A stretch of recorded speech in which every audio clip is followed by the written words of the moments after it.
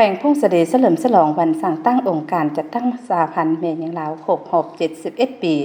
พิธีเฉลิมฉลองปาฐกถาหวนคืนหมุนเสื้อบานสั่งตั้งองค์การจัดตั้งสหพันธ์เมยิงลาวครบรอบ71 ปี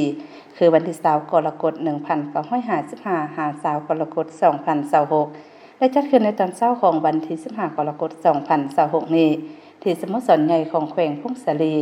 โดยการให้เกียรติเขาหอมเป็นประธานของทานพ้นตรีสมพรมิตรพรกรรมการส่วนกลางภาคเลขาภาคแขวงประธานสภาประชาชนแขวงพุ่งสลี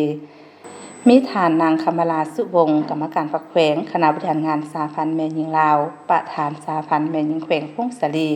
เข้าร่วมมีประธานกรรมการภาคแขวงคณะบริหารงานสหพันธ์แม่หญิงแขวงเมืองแขกเซินมีประธานภรรยากันนำแขวงประธานสหพันธ์แม่หญิงหน่วยอ้อมข้างแขวงตลอดหอดสมาชิกสหพันธ์แม่หญิงอ้อมข้างแขวงเข้าร่วม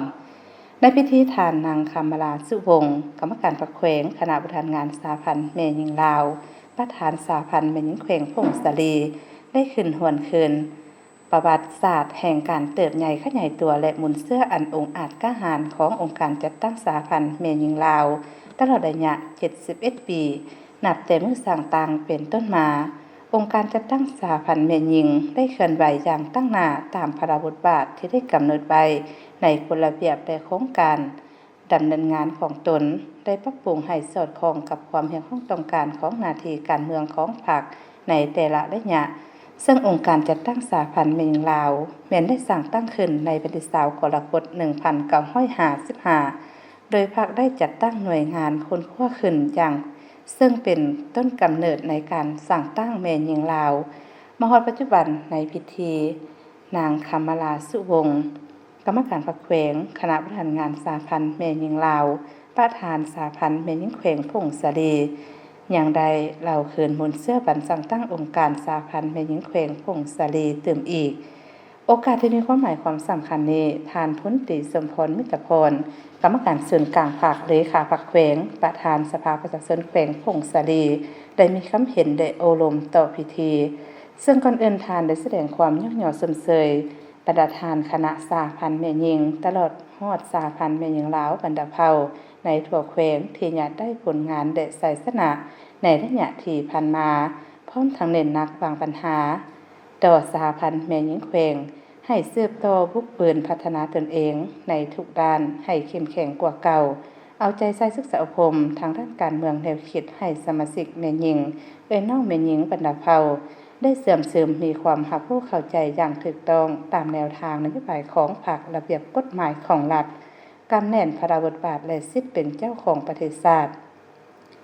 สืบต่อตอบสนองความอยากร้องต้องการของหน้าที่การเมืองในระยะใหม่สหพันธ์แม่หญิงแต่ละขั้นสืบต่อเอาใจใส่ปฏิบัติพระบทบาทในการเป็นตัวแทนแห่งสิทธิผลประโยชน์ของแม่หญิงและเด็กน้อยเอาใจใส่ต่อการสร้างทันแถวพนักงานเพศหญิงให้มีความรู้ความสามารถในการคุ้มครองนำพาโยบรรดาการจัดตั้งขั้นต่างๆให้นับมือเพิ่มขึ้นสืบต่อปลุกระดมสุขยุขบวนการจัดตั้งปฏิบัติคำขวัญ 3D โดยติดพันกับขบวนการแก้ไขความทุกข์ยากทางด้านเศรษฐกิจการเงินและการแก้ไขปัญหายาเสพติดให้กว้างขวางเอาใจใส่ติดตามกวดกาสุขยุกองทุนที่แม่หญิงคุ้มครองให้เข้มแข็งและยืนยงในพิธียังได้จัดกิจกรรมเดินแบบสุดประจำเผ่าหญิงชายซึ่งมีน้องน้อยนักเรียนเข้าร่วมประกวดมีทั้งหมด14น้องรางวัลขวัญใจมหาชนได้แก่หมายเลข7น้องนางทิลาวันรางวัลสุดชนเผ่าดีเด่นได้แก่หมายเลข2ท้าวสันติราชกับนางสุขสาครรางวัลชนะเลิศอันดับ1ได้แก่หมายเลข6ท้าวโอเลกับนางสีดาวรประเภทที่2ได้แก่หมายเลขที่2ท้าวสันติราชกับนางสุขสาครประเภทที่3ได้แก่หมายเลขที่8นางกิ่งแก้วขึ้นมอบรางวัลโดยทานพ้นตรีสมพรมิตรพรกรรมการส่วนกลางภาคเลขาภาคแขวงประธานสภาประชาชนแขวงพงศลีและทานนางคำราสุวงศ์กรรมการภาคแขวง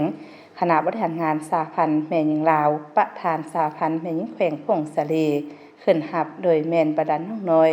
ผู้ที่ได้รางวัลตามลำดับ